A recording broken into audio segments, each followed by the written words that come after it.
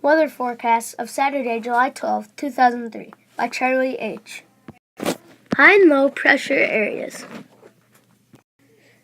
There are 2 high pressure areas and 2 low pressure areas. One of them is not in U.S., so I'm not counting it. There is one high pressure system on the border of North and South Dakota. The other high-pressure system is in Alabama. There's one low-pressure system in Washington. The other one is on the border of California and Arizona. A high-pressure area is a whirling mass of cool, dry air that generally brings fair weather and light winds. When viewed from above, winds spiral out of a high-pressure center in a clockwise rotation in the northern hemisphere. These bring sunny skies. A high-pressure system is represented as a big blue H.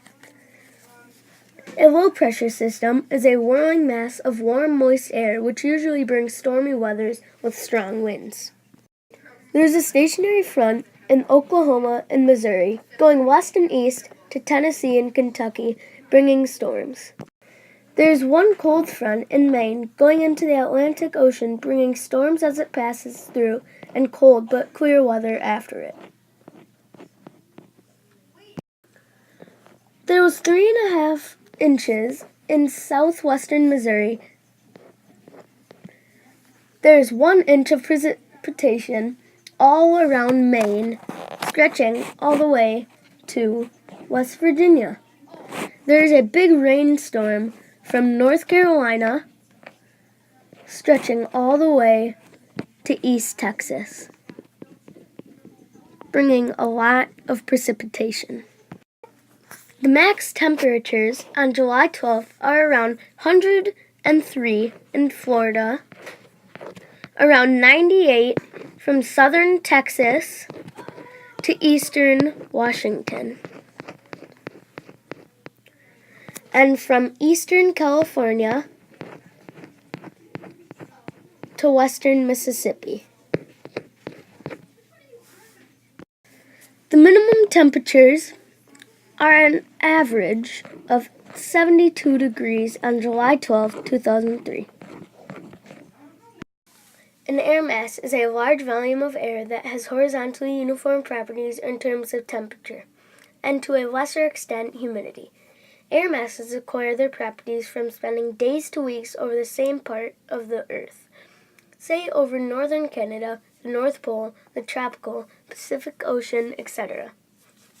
Polar air masses become very cold, especially in the winter, because relatively little sunlight shines on the poles of the Earth, so the air mass continuously loses infrared radiation to outer space, which cools it, with little or no sunlight to offset that cooling.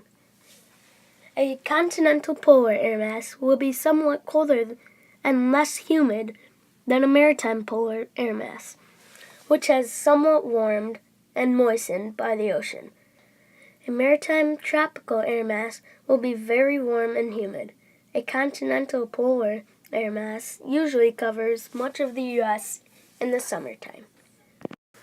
An isobar is a line on a map connecting points having the same atmospheric pressure at a given time or on average over a given period.